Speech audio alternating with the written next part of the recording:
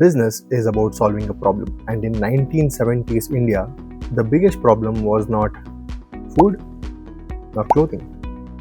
It was shelter. Now look at the irony. In the entire Indian history that we look at in 1970s, while we wanted so much of shelter to be done, the construction industry was still stuck in the 18th century. If you were a developer back in the day, that is 80s, 90s, you were always subjected to two kinds of mafias, either the brick lobby or the problem of seasonal labors, where you could not get labors anytime you wanted. Now this made a huge problem in the construction industry, where a 2-year project used to take up almost 7 years in terms of completion. However, this inefficiency ended up costing the construction industry of India in billions. While everyone was trying to solve this problem by just hiring more laborers, one man from Pune, Mr. B.G. Shirke, he was the one who idealized and realized that, you know what, to solve this problem, we don't need more labor.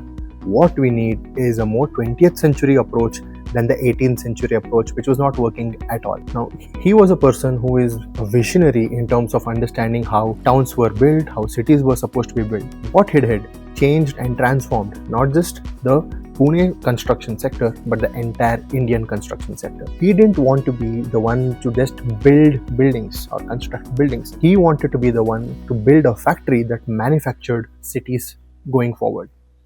Now, this is a case study on how one man changed Indian construction industry. In this video, we'll be looking in depth about how B.J. Shirke, the visionary, went through the challenges, transformed Indian construction industry, and also made an industrialized sector out of construction. To understand Shirke's success, we need to go in depth in terms of product first strategy. Think about how a smartphone is made. Apple doesn't build the entire smartphone on its own. What does it do? It gives it out and outsources a lot of parts to multiple manufacturers, and then Apple assembles it in its assembling plants. Now the same why not can be done in a house. This was the thought of Mr. Shirke during the 80s. Now one thing leads to another.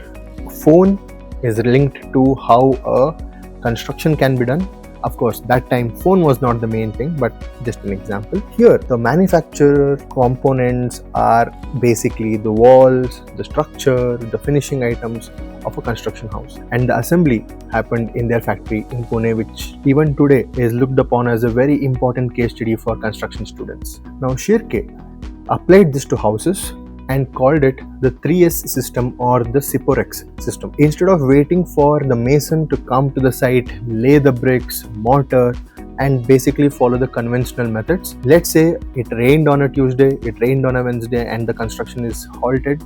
That was the problem that Shirke was planning to solve using this understanding of Siporex. And this is how Shirke started to manufacture the construction part and assemble the entire houses by itself. Now when it comes to manufacturing, the first question comes, okay, how can we manufacture, what can we manufacture to complete the construction project?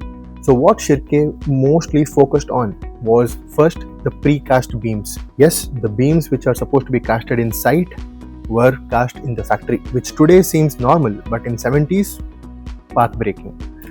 Then he came and he manufactured hollow core slabs.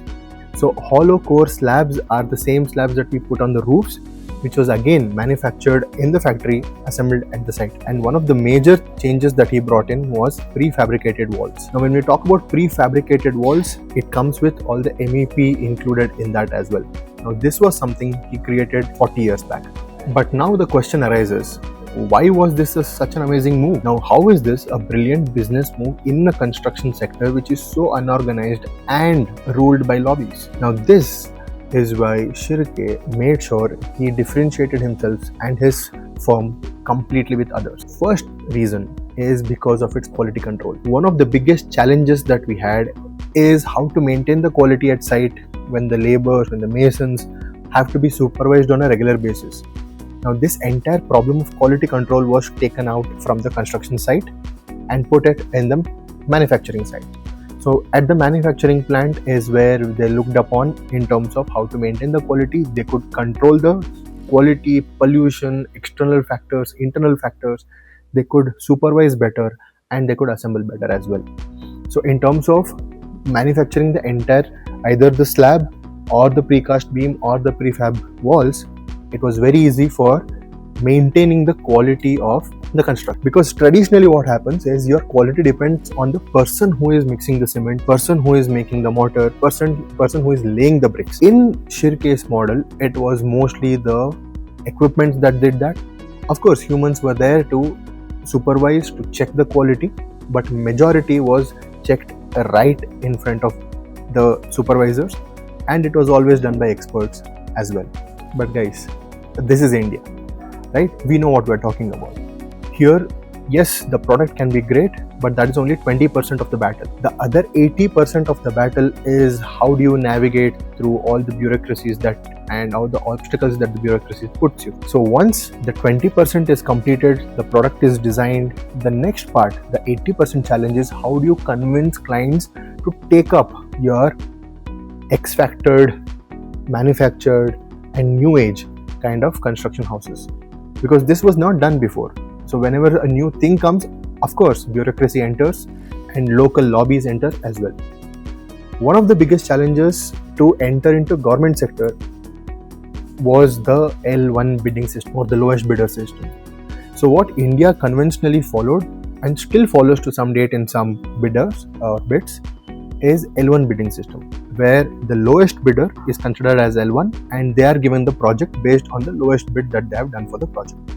Now this has been consistent for the last 30, 40, 50 years. Recently it has quietly changed. Now this was a big challenge to Shirke. The reason, because he had a lot of capital costs, because initially a lot of capital cost has to go for equipment and for raw material procurement as well. So what it meant was his bids were not on the same level as the other conventional bids. It was always on the higher side. So when it is higher bids, of course the government clients always used to look at his bids as secondary, L2 or L3, or they used to outright reject based on the higher bid system.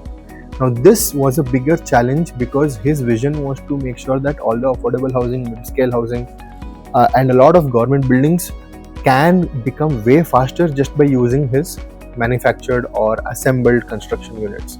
But of course, every innovator looks upon for that 1% chance to crack, and that's what he did. One thing that he looked upon is he understood that the brick lobby will never make him get into the government sector without a fight, right? So what the brick lobby, when I say brick lobby, it is the conventional contractors, right? So one of the things that they had in mind was they spread a rumor across the government authorities that the precast walls will not be so much durable as the conventional walls. Also with the quality, they end up being more cost to maintain that compared to the conventional buildings. Now, of course, a lot of government authorities also understood the rumor and they accepted the rumor. However, this became even bigger challenge to Shirke because he had to go for other states to convince, because in Maharashtra it was becoming a big challenge. So one of the potential authorities that he thought that he can convince was the DDA back in the day, which is Delhi Development Authority. So in 70s, one of the fastest growing authorities was DDA. So he approached DDA and he took his own time because he understood that this is not something that he can sell, he has to educate. So one of the first things that he did was he mentored a lot of DDA officials, got them to their manufacturing plant, showed them how it works, the cost of it, spent months together to check the usage cost or the operational cost of these walls, or what we call as life of the life cost. So one of the things that he did was he got them to the manufacturing plant in Pune, explained them the entire bit, and also showed what will be the operational cost or life of cost cycle for the entire thing versus the conventional one. So he explained to them that yes, the capital is 10% higher than the conventional. However, the operational cost is 50% cheaper than the conventional version. So it took a lot of time to convince because you have to show the cycle life cycle cost as well. So it will take its own time. However, DDA was the first one to approve. One of the other things that he also mentioned to them was it required zero maintenance and it would last for 100 years. Now this is a big commitment from any contractor at that point in time, and even more so now.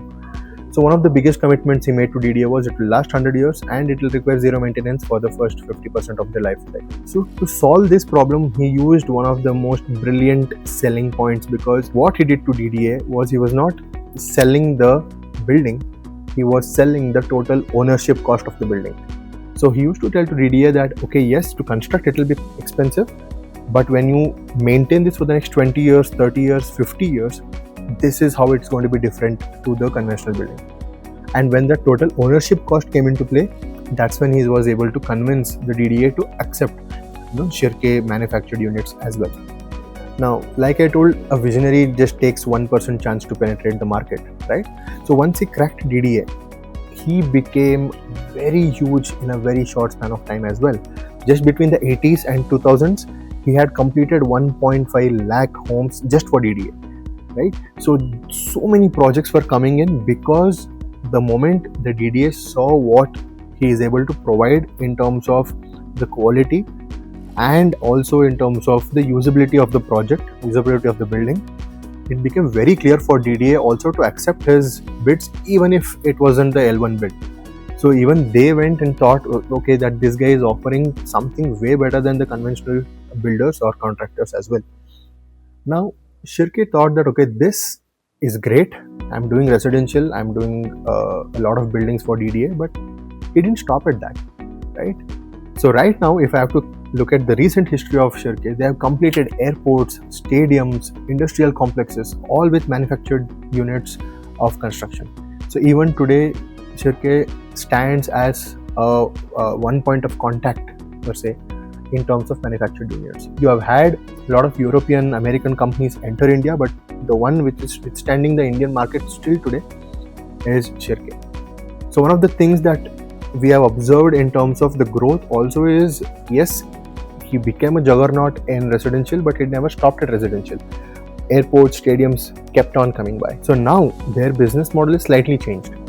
So in the recent times, now they've evolved into a vertical integration machine. Now, what is vertical integration machine? That means they are owning the technology. So they are not just manufacturing now, they are owning the technology, they have the IPs, so they own the factories that do it, they also own the logistics. So today you can look at, if you want to get their licensed technology, you can get it. If you want their end product, you can get it. If you want their help for transferring one equipment to another place, you can get it from them. So they allowed the entire ecosystem to be owned by themselves. So now that is why each and every part of the precast or prefab kind of structure, they have the biggest market share in India. So this is something that right from day one, his vision was to just be one step ahead of the construction industry. And just by doing that one step ahead, till today, it's been 50 years almost that BJ Shirke has been a huge name in construction across India. So if there is one thing that we have to look at, what can we learn from BJ Shirke? Please understand what he mentioned or what he told the market is, don't just compete, change the category, evolve the category. He never competed with the conventional ones. He was always one step ahead. He was competing with the concept of construction and not just competitors of construction. The second most important lesson that he has informed us is quality is the best USP that you can have in construction. While the entire industry was having this attitude of haan chalta hai kind of an attitude, he was the one who told no, nahi chalta hai. It has to be this quality, it has to be this kind of a product, and it has to be this kind of a raw material. Now be specific with what you are, that will come out in terms of good quality output as well. Now after 50 years, now India talks about smart cities and housing for all, smart villages. But this is the exact thought he had 50 years back. Who knew that after 50 years we will be following what he had in mind? And smart cities, smart villages, housing for all will not be possible without these kind of manufactured houses. And this is exactly what he was visionizing as well. So in the end, I'll let you go with one question in your mind. If the prefabricated house is so much better, like why are still 90% of the households using conventional brick and mortar? Why are we not able to convert into the prefab housing? What are the challenges? Now, if you are in the construction industry, please let me know. What do you think? Or why do you think we have 90% of construction still being done in the same way that it was done in 1970s? Please let us know in the comments and let me know your thoughts on the video. We'll be looking forward to bring such more stories, such more amazing journeys of great personalities in the construction industry going forward at Ascent School of Construction Business. Like, share and subscribe.